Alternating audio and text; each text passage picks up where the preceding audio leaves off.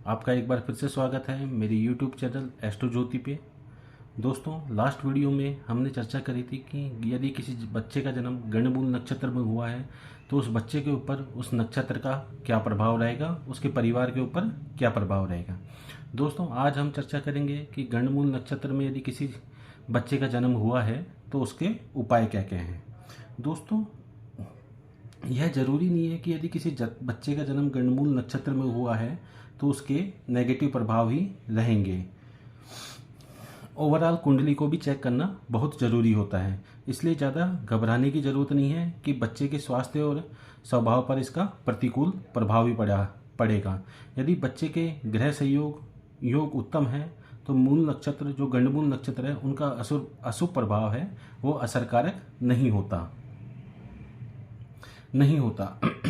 तो दोस्तों, गंडमूल नक्षत्र में यदि किसी बच्चे का जन्म हुआ है तो इन चीज़ों का अपन को ख्याल रखना चाहिए। यदि गंडमूल नक्षत्र में कोई बच्चे का जन्म हुआ है तो उसके स्वास्थ्य को लेकर हमेशा सतर्क रहना चाहिए और साथ ही माता पिता की जो कुंडली है उसका भी अवलोकन करना चाहिए। यदि माता पिता की कुंडली मजबूत है तो यदि बच्चे के जो ऊपर जो नेगेटिव प्रभाव पड़ रहा है, यदि बच्चा गंडमूल नक्षत्र में पैदा हुआ है तो उसका नेगेटिव प्रभाव उसके माता पिता पर नहीं पड़ेगा। और दोस्तों, सामान्यतः क्या माना जाता है, ऐसा माना जाता है कि 8 वर्ष के बाद जो गंडमूल नक्षत्र है उसका अशुभ प्रभाव स्वतः ही समाप्त हो जाता है।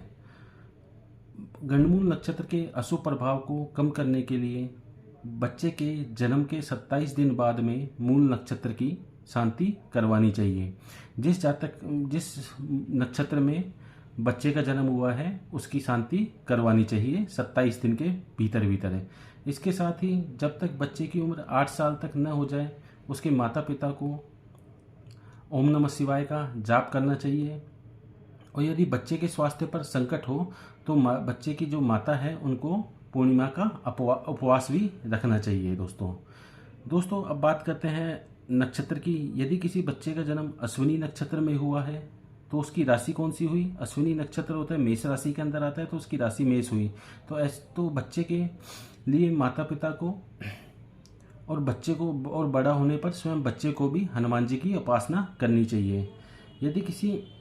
यदि मगा नक्षत्र में किसी बच्चे का जन्म हुआ है तो उसकी राशि कौन सी होगी, सिंह राशि होगी। ऐसे बच्चों को सूर्य को जल अर्पित करना चाहिए, सूर्य की उपासना करनी चाहिए। यदि मूल नक्षत्र में बच्चे का जन्म हुआ है तो ऐसे जातक को गायत्री मंत्र की आराधना करनी चाहिए, भगवान विष्णु की आराधना करनी चाहिए। यदि आश्लेषा नक्षत्र में किसी बच्चे का जन्म हुआ है तो ऐसे जातक को शिव जी की उपासना करनी चाहिए। यदि ज्येष्ठा नक्षत्र में किसी बालक का जन्म हुआ है तो उसको हनुमान जी की आराधना करनी चाहिए। यदि रेवती नक्षत्र में किसी बच्चे का जन्म हुआ है तो ऐसे जातक को भगवान श्री गणेश की उपासना करनी चाहिए। भगवान श्री गणेश का मतलब बुधवार का फास्ट भी रखना चाहिए। तो दोस्तों, ये थे गंडमूल नक्षत्र के उपाय। तो दोस्तों, आज के लिए इतना ही। मिलते हैं अपने नेक्स्ट वीडियो में, तब तक के लिए अलविदा।